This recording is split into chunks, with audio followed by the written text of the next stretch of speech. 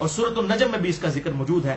عند سدرۃ المنتہا عندہا جنت المأوا. سدرۃ المنتہا کے ہی پیرلل جنت المأوا جنت ہے.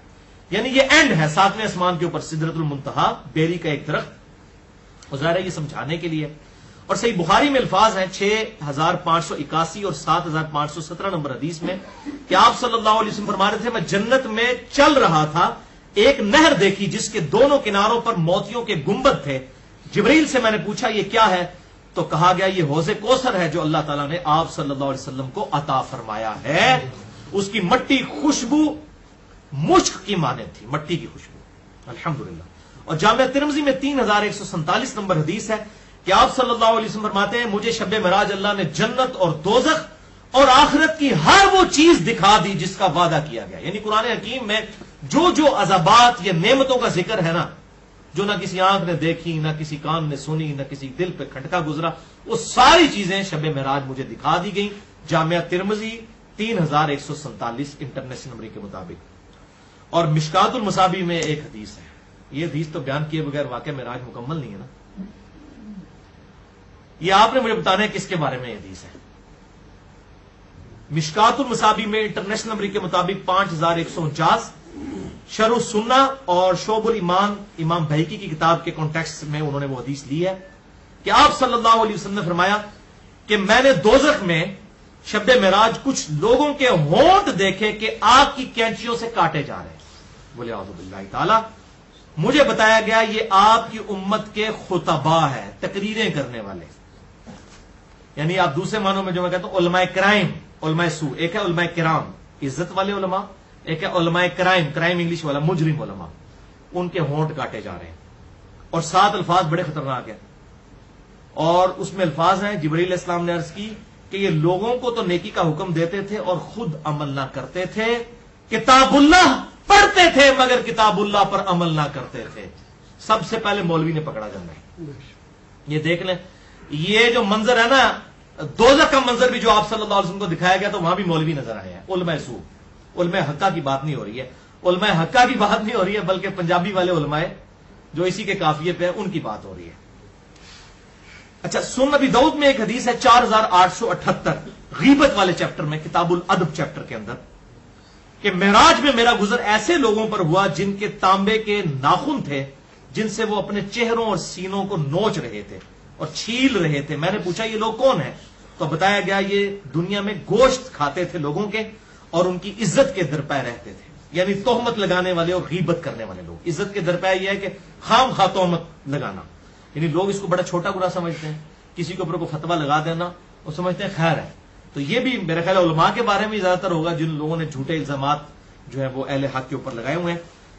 لہذا یہاں پر اب یہ دوزخی دوزخ میں کیسے پہنچ گئے؟ علماء کو کیسے؟ ابھی علماء تو دنیا میں موجود ہیں، ابھی تو جنت دوزخ کا فیصلہ ہونا ہے. آپ صلی اللہ علیہ وسلم کو پہلی دوزخ میں وہ دکھا دیے گئے. تو یہ بیسیکلی اینیمیشنز تھیں جو آپ صلی اللہ علیہ وسلم کو دکھائی گئی، جسے ہم کہتے ہیں اردو میں ممثل کر کے ٹائم میں سفر کر کے پہلے ہی آنے والا وقت دکھا دینا. یہ معجزہ تھا. لہذا اس کانٹیکسٹ میں غامدی صاحب کا موقف ٹھیک ہے کہ آپ صلی اللہ علیہ وسلم کو بعض ایسے مناظر دکھائے جاتے تھے جو اینیمیشنز ہوتے تھے، کیونکہ ابھی اسٹیبلش نہیں ہوئے وہ. لیکن وہ الگ سے ایک ٹاپک ہے. اس پہ اگر آپ کو شوق ہو تو میں آپ کو بتا دیتا ہوں. یہ ساری حدیثیں بخاری اور مسلم کے کتاب التعبیر اور کتاب الرؤیا چیپٹر میں مل جائیں گی. آپ صلی اللہ علیہ وسلم کو خوابوں میں، اور ظاہر نبی کا خواب وحی الہی ہوتا ہے. قرآن حکیم میں حضرت ابراہیم علیہ السلام کو خواب ہی دکھایا گیا تھا نا، بیٹے کو ذبح کرنے والا. اور بخاری اور مسلم کی حدیث ہے کہ انبیاء کی خبروں میں سے 46واں حصہ ہے یہ خواب نبوت کے حصے میں سے. تو بخاری اور مسلم میں یہ کئی احادیث ہیں. بخاری میں کتاب التعبیر چیپٹر ہے، مسلم میں کتاب الرؤیا ہے، اور یہ ساری کمبائنڈ فارم میں آپ کو مشکات المصابیح میں انٹرنیشنل نمبر کے مطابق 4606 سے لے کر 4627 تک 22 احادیث مل جائیں گی، جس میں آپ صلی اللہ علیہ وسلم کو جنت اور دوزخ کے مناظر خواب میں دکھائے گئے. وہ تمام اینیمیشنز اور وہ ساری چیزیں اللہ تعالیٰ نے ممثل کر کے فزیکلی دکھا دی تھی. الحمدللہ. صحیح مسلم میں ایک اور حدیث ہے 431 نمبر. عبداللہ ابن مسعود رضی اللہ تعالیٰ عنہ کہتے ہیں کہ جب رسول اللہ صلی اللہ علیہ وآلہ وسلم کو معراج کروائی گئی تو انہیں سدرۃ المنتہا تک لے جایا گیا. وہ 6 آسمان پر ہے. باقی ساری حدیثوں میں آیا کہ سدرۃ المنتہا 7ویں آسمان پہ، اس میں آیا 6. تو اس کی پھر علماء نے تعویل یہ کی ہے، محدثین رحمہ اللہ نے، کہ یہ سدرۃ المنتہا کا درخت چھٹے آسمان سے شروع ہو کر 7ویں پر مکمل ہوتا ہے. کیونکہ آپ دیکھیں سدرۃ المنتہا میں آتا ہے، آپ نے فرمایا انہیں پتے دیکھے اور اس کے مٹکوں کی طرح کے فروٹ دیکھے. ظاہر ہے کہ وہ پتے اور فروٹ تو اوپر والے حصے میں ہوتے ہیں، تو جڑ اس کی چھٹے سے شروع ہو جاتی ہے. زمین سے اوپر جانے والی ہر چیز کی حد سدرۃ المنتہا ہے. اسی مقام سے احکامات لیے جاتے ہیں. فرشتوں کو بھی، جبرائیل کو بھی، اور نبی صلی اللہ علیہ وسلم پہ بھی نمازیں اسی مقام پر فرض ہوئی تھی، سدرۃ المنتہا پر. اور اوپر سے جو حکم آتا ہے یہیں پر آ کر رکتا ہے اور یہیں سے احکام لیے جاتے ہیں. آپ صلی اللہ علیہ وسلم نے فرمایا جس چیز نے سدرہ کو ڈھانپنا تھا اس کو ڈھانپ رکھا تھا. ابن مسعود رضی اللہ تعالیٰ عنہ کا بیان ہے کہ اس سے مراد ہے، اور یہ آیت قرآن حکیم میں موجود ہے، وہ سونے کے پروانے اور پتنگے تھے جو کہ اس کے اوپر بیٹھے ہوئے تھے، یعنی سدرۃ المنتہا کے اس بیری کے درخت کے اوپر. رسول اللہ صلی اللہ علیہ وسلم کو سدرۃ المنتہا پر اللہ نے 3 چیزیں عطا فرمائی. صحیح مسلم 431 نمبر. یہ اب آپ سن لیجئے. نمبر 1 5 نمازیں عطا فرمائی. نمبر 2 سورۃ البقرہ کی آخری 2 آیات. میں اکثر آپ کو کہتا ہوں، ہمارے بلو کارڈ پہ بھی لکھی ہوئی ہیں، آمن الرسول بما انزل الیہ من ربہ والمؤمنون کل آمن باللہ وملائکتہ وکتبہ ورسلہ لا نفرق بین احد من رسلہ. یہ آخر تک یہ 3 تحفے الحمدللہ. اور تیسرا تحفہ، یہ دوسرا تحفہ تھا، تیسرا تحفہ کہ جو شخص اللہ کے ساتھ کسی کو شریک نہ ٹھہرائے تو اللہ تعالیٰ قیامت والے دن اسے بخش دے گا. اور یہ تو قرآن حکیم میں واضح ہے، ان اللہ لا یغفر ان یشرک بہ ویغفر ما دون ذلک لمن یشاء. سورہ نساء نمبر 48 اور 116. تو بہرحال اس حوالے سے نمازوں کی اہمیت کے اعتبار سے میرا مسئلہ نمبر 70A 70B 84 42 سن لیں.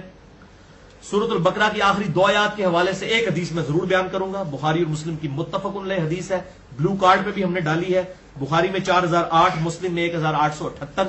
آپ صلی اللہ علیہ وسلم نے فرمایا جو رات کے وقت سورۃ البقرہ کی آخری 2 آیات پڑھ لے گا اسے ہر چیز سے کافی ہو جائے گی. یعنی وہ تہجد کا قائم مقام بھی ہو جائے گی، اللہ تعالیٰ کی طرف سے ہر چیز جو مانگنی ہے. یہ دیکھیں ساری دعائیں ہیں اور بخاری مسلم کے الفاظ ہیں، اسے ہر وہ چیز عطا کر دی جائے گی جو اس میں مانگی گئی ہے. کتنی دعائیں ہیں، واعف عنا واغفر لنا وارحمنا انت مولانا فانصرنا علی القوم الکافرین. تو یہ اپنا وظیفہ بنائیں، کبھی نہ چھوڑیں. اس لیے ہم نے اپنے بلو کارڈ صبح شام کے اذکار والے میں سے ڈالا ہوا ہے. اس کے اور بھی فضائل ہیں بڑی ڈیٹیل کے ساتھ. مسئلہ نمبر میرا 112A-B-C قرآن حکیم کی 12 صورتوں کے فضائل پہ ریکارڈڈ ہے.